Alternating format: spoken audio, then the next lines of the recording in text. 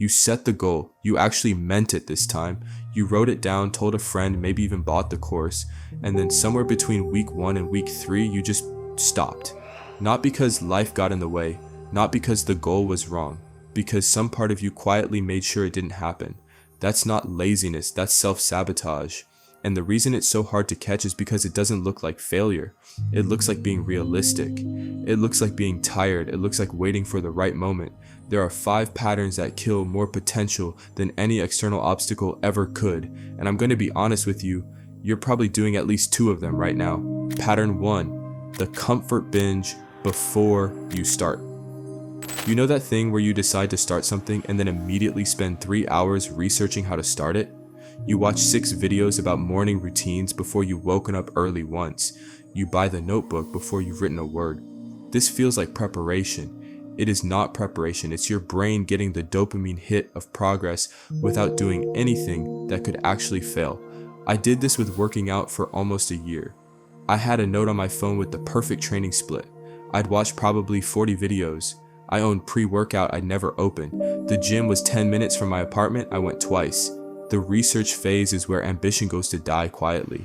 At some point you have to do the thing badly before you can do it well, and your brain will do everything it can to delay that moment. The fix is embarrassingly simple. Set a rule that you cannot consume content about something you haven't started yet.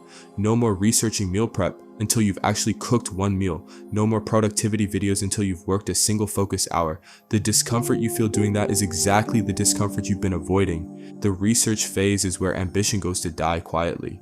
At some point you have to do the thing badly before you can do it well, and your brain will do everything it can to delay that moment. The fix is embarrassingly simple. Set a rule that you cannot consume content about something you haven't started yet. No more researching meal prep until you've actually cooked one meal. No more productivity videos until you've worked a single focus hour. The discomfort you feel doing that is exactly the discomfort you've been avoiding. Pattern 2, raising the bar the moment you get momentum. This one is sneaky because it looks like ambition. You start going to the gym 3 times a week, it's working, you feel good, and then your brain goes, 3 times isn't enough, you should be going 5 times, and you should be tracking macros, and you should probably start running too. So now 3 times a week, which was working, feels like failure, and you quit not because you failed, but because you redefined success upward the second you started winning. This is the self-improvement version of moving the goalposts. The moment something starts feeling manageable, you decide it's not enough. You don't get to feel the win, you just get a bigger standard to fall short of. The people who actually make progress are not the ones with the highest standards. They're the ones who let themselves feel good about doing the thing consistently, even when the thing is small. 1,000 words a day for 6 months beats a novel you planned and never wrote. Pattern 3, performing effort instead of doing the work. There's a version of being busy that produces absolutely nothing. You reorganize your workspace, you color code your calendar, you post about your goals online, you read about the habits of successful people. You are by every visible measure doing something, but the actual work, the thing that's slightly uncomfortable and requires your full attention and might not go well, that thing keeps getting pushed. Judging, I've spent entire afternoons getting ready to work and produce nothing. There's something almost addictive about the feeling of having a clean desk and a fresh plan. It feels like being on the edge of a breakthrough, but the breakthrough only comes from sitting down and doing the hard thing when you don't feel ready. The real tell is what you avoid. If you'll do anything except the one thing that actually moves the needle, that's the thing you need to start with, not at the end of your to-do list. First, before email, before organizing, before any of it. Pattern 4, letting one bad day become a bad month. You missed the gym. Monday, fine. Then Tuesday felt weird because you already broke the streak. Wednesday, you were tired. By Friday, you'd mentally filed working out under something I was doing for a while and moved on. This is what researchers call the what the hell effect. You break a rule once, tell yourself the day is already ruined, and use that as permission to abandon the whole thing. One missed workout becomes a skipped week. One bad meal becomes a bad weekend. One unproductive morning becomes a written off day. The version of you that makes real progress is not the one who never misses. It's the one who treats a miss as a single data point instead of a verdict. The rule isn't never break the chain. The rule is never miss twice. One bad day is just a bad day. You're allowed to have those. The sabotage happens when you decide it means something bigger than it does. Pattern 5, staying vague on purpose.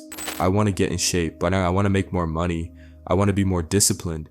These feel like goals. They are not goals. They are wishes with no address. And the reason you keep them vague is because vague goals can't be failed. If you never define what getting in shape means, you never have to face the day when you're not there yet. Specificity is terrifying because it draws a clear line between where you are and where you want to be. It makes the gap visible, but that gap is the thing you need to see, because a visible gap can be closed. A vague aspiration just sits in your head, making you feel like you're not doing enough without ever telling you what enough actually looks like. Pick one thing, give it a number and a deadline, not get fit, lose 12 pounds by the end of June, not make more money, land 2 freelance clients by the end of this quarter. The moment you make it concrete, you can actually plan for it, and you can actually know when you've done it. Here's the thing about self-sabotage that nobody really says out loud. It makes sense. Some part of your brain is protecting you from the discomfort of trying hard and still falling short. It would rather you never find out what you're actually capable of than risk that answer being disappointing. But you already know what staying comfortable feels like. You've been doing that, and you're watching this video because that feeling isn't enough anymore. Pick one pattern from this list, just one, and start paying attention to where it shows up this week. Don't try to fix all 5, just notice. That's where it starts. Drop in the comments which one hit closest to home, and if this was useful, subscribe as I put out a new video every week on exactly this kind of thing.